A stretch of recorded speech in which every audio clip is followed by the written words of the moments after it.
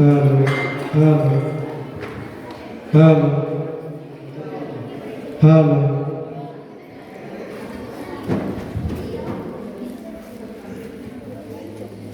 স্বামীজির জীবনে স্মরণীয় ঘটনা, সেই নিয়ে এখন আমাদের মুখাভিনয়।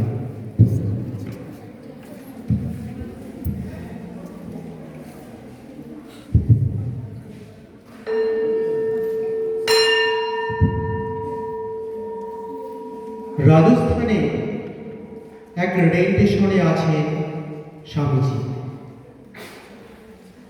সারাদিন তার কাছে লোক আসছে।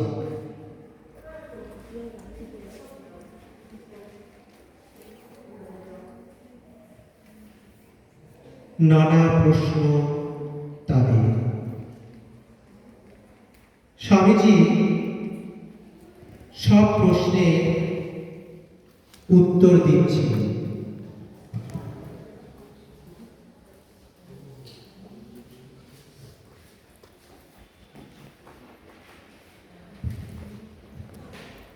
লোক আসা শেষে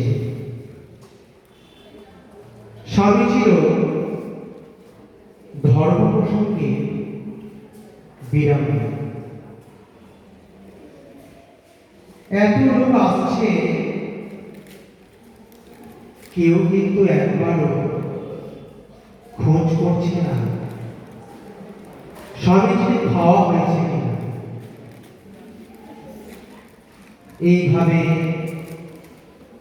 পরপর 3 দিন সম্পূর্ণ অনাহারে থেকে স্বামীজি ধর্ম প্রসঙ্গ করে চলেছে।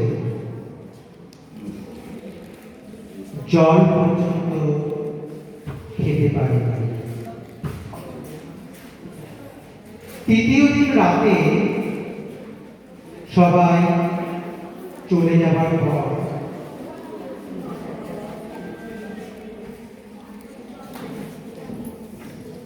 একটি গরিব লোক এসে তাকে জিজ্ঞাসা করল, মহারাজ, আপনি 3 দিন তো অনবরত কথাই বলছেন, জল পর্যন্ত খাননি। এতে আমার প্রাণে বড় ব্যথা লেগেছে। স্বামীজির মনে হল স্বয়ং ভগবানই দিন বেশে এসেছে। তিনি বললেন, তুমি আমায় কিছু খেতে দেবে? লোকটি চাঁদিতে চামা। সে বলল, আমার প্রাণ তো তাই চায়, কিন্তু আমার তো এই রুটি আপনাকে দেব কি করে?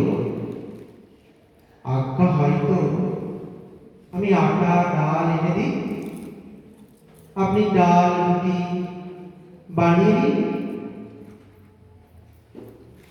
স্বামীজি বললেন, না, তোমার তো এই রুটি আমায় দাও,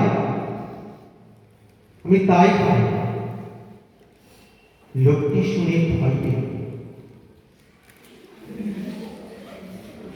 যদি রাজা জানতে পারে যে সে জামান হয়ে ওর সন্ন্যাসীকে রুটি তৈরি করে দিয়েছে, তবে তাকে শাস্তি পেতে হবে।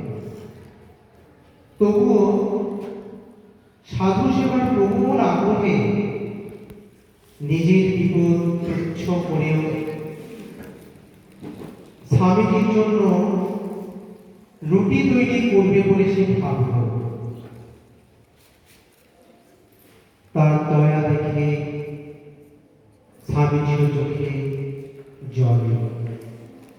ভাবলেন, আমাদের দেশের ঘুরে ঘরে এরকম কত মানুষ বাস করে, যারা বাইরে দীন দরিদ্র অন্তজ, কিন্তু অন্তরে মহান। এদিকে স্টেশনের কয়েকজন ভদ্রলোকের নজরে পড়ে। স্বামীজি জামানের হাত থেকে খাবার নেবে বলে ভাবছে, তারা এসে তাকে বলল, আপনি যে নিজ ব্যক্তির ছোঁয়া খাবার খেলেন, এটা কি ভালো হচ্ছে, ভালো হবে? স্বামীজি উত্তর দিলে, তোমরা তো এতগুলো লোক আমাকে 3 দিন ধরে বকালে, কিন্তু আমি কিছু খেয়েছি কিনা তার কোনো খোঁজ নিয়েছিলে?